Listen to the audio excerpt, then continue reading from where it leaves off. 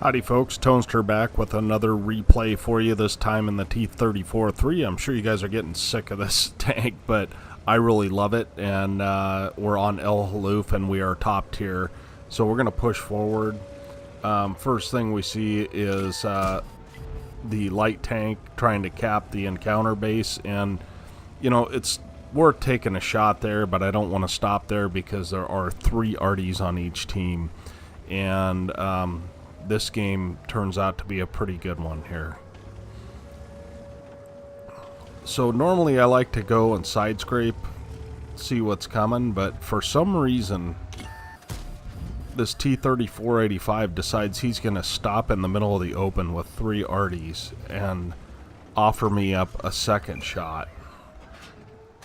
But I give him the benefit of the doubt because I kind of feel like he's going to get artied to death anyway. And we're able to dispatch of their 45 TP with the help of Artie.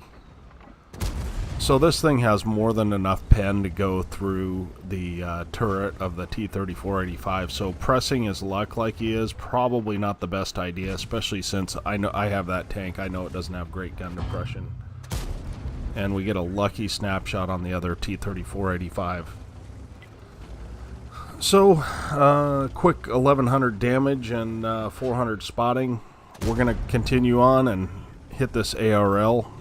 Really, its shot selection is just right now about who's in my line of sight at the moment. We are trying to mark this tank. I've got 1 mark, and believe it or not, I've had a struggle to marking this.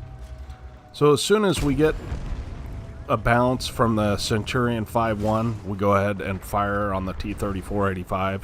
Now, I know this is a limited time offer,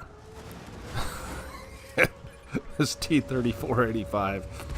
So I know this is a limited time offer because that Centurion 5-1 has really good gun depression and I do not. So I would be cupola sniping. The only thing that has saved me and kept me here this long is the fact that I've got that dead T-34-85.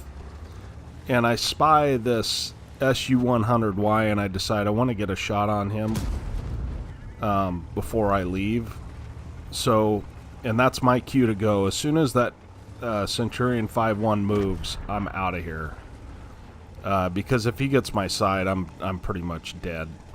And of course, the KV-2 decides he's going to follow as well. So, and we're taking a few pot shots from across the valley as well. So it's definitely time to go. We've put in our work, and we really had very little help.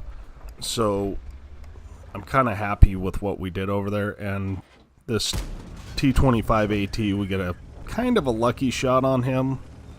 And I really do stick around here too long. Fortunately, that 5-1 is a little bit afraid of me because I have done so much damage. If he would have just pushed straight in, I would be in trouble here. But it looks like the KV-2 is not interested in pushing forward. So we're just going to fall back a little bit. This location, any of these locations are not very good for me because I don't have hold down positions. So I either need surprise or I need a hold down position. And even surprise against that 5-1 is probably not going to do the trick. I do ask the KV-85 to fall back. I think he needs to, but because of our gun handling, pulling out on somebody and surprising them really only works against TDs, as you're going to see here. It's currently 7-5, and we're up to 2,500 damage, and we've got 2 kills, and we find the SU-100. That thing has insanely bad gun handling. So fortunately, we haven't attracted a huge amount of arty because we've been arty safe, but it looks like we're attracting it now. So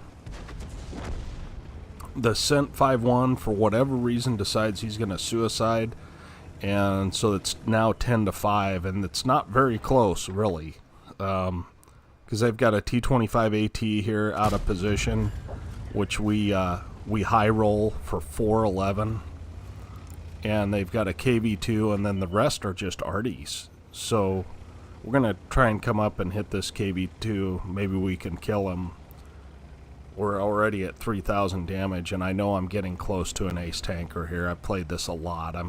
As I said, I'm trying to mark it. One of the things while we're driving, this thing is driven by extremely skilled players, and to mark it is a lot tougher than I thought. I've only got one mark on it, and I've had to really, really work to get my second mark here.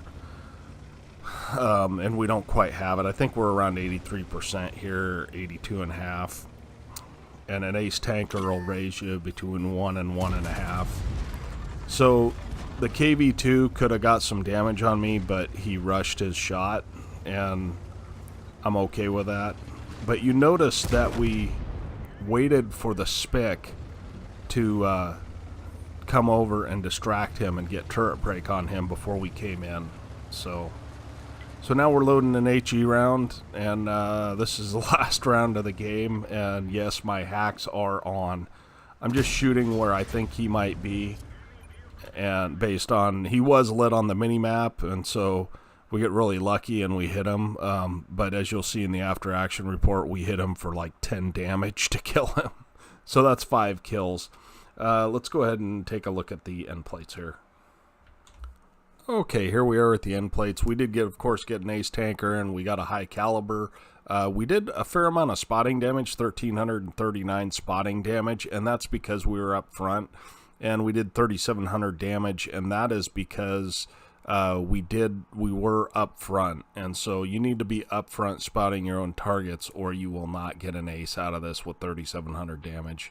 That was actually a pretty nice ace, 1,407 base XP there.